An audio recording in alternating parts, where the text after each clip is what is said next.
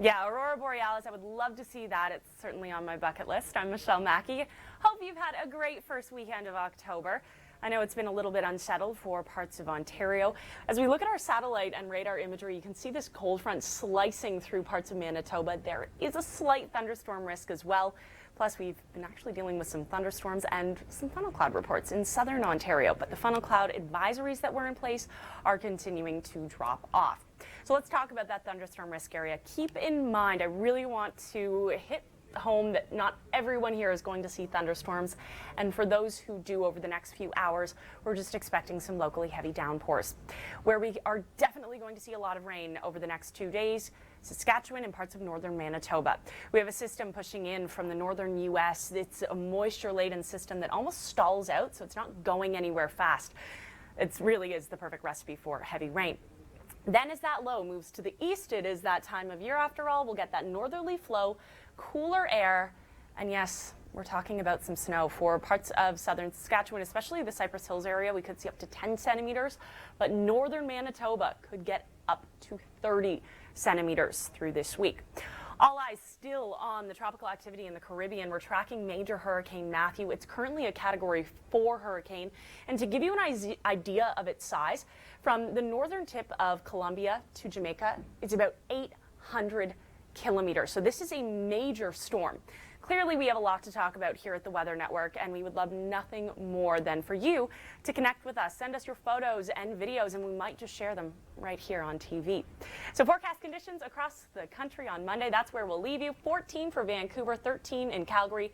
Alberta, your temperatures are also going to drop by midweek. A brand new episode of Storm Hunters starts right now, but before we get you into that, we are going to give you a quick little national update. Details on this after the program concludes. We're watching a cold front sweep through the eastern prairies, likely to see some rain, also the potential of some thunderstorms, but all eyes on this low stateside.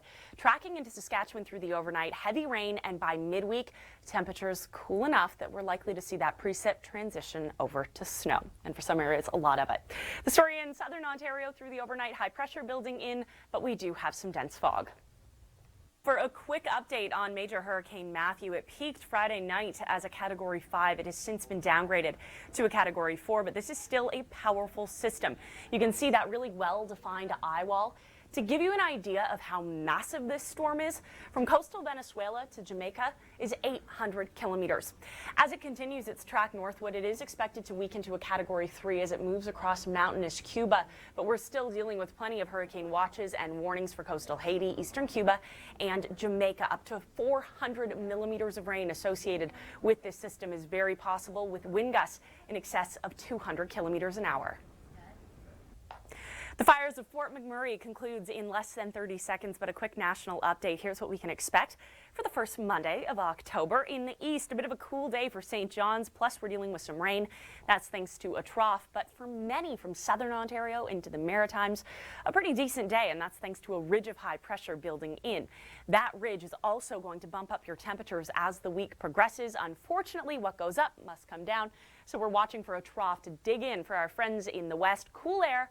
And for Saskatchewan, snow by midweek.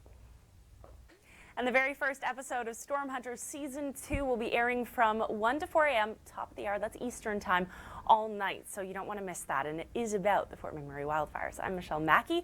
We have clearing conditions for southern Ontario through the overnight. Still expecting the chance of rain in southeastern Ontario, southern Quebec, and in the west, enjoy your sunshine while you can, at least for the south coast, because as we head towards the end of the week, not one, but 4 waves of moisture. This is wave number 1 that pushes in Thursday into Friday. Wave number 2 pushes in just in time for the weekend. Saturday comes along, and then it's not done yet because another one moves in for Sunday into Monday. Yeah, there's a lot of rain expected. Great video. Thank you for that. Kind of shows you everything you need to know, doesn't it? We are expecting some thunderstorms Monday evening, with some stronger thunderstorms expected down towards the border of Saskatchewan. It's the kind of weather segment where we're talking about all different types of weather. It's an indication that fall really is here. So those thunderstorms are associated with a low pressure system that's developing in the northern plains of the U.S. A lot of rain expected beginning through the overnight in Saskatchewan. As we move throughout the day, it'll push into Manitoba, but the heaviest rain, Saskatchewan, in the blue you're seeing, that's snow. not just high elevation snow, this is fairly widespread snow. A widespread swath of about 5 centimeters expected through southern Saskatchewan to northern Manitoba, up to 30 centimeters of it. Up next, a trip around the world in Force of Nature.